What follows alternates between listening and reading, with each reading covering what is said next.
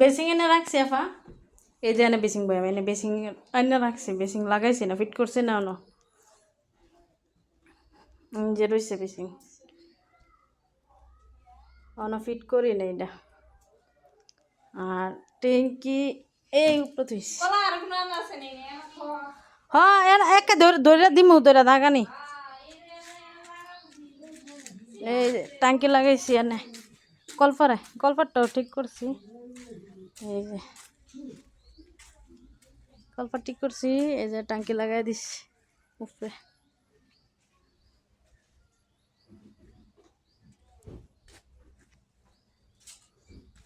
এটা direct line দিছি, এটা মোটর ভিতরে ডাইরেক্ট লাইন দিছি, এটা ভিতরে একটা দিছে মার লাইন।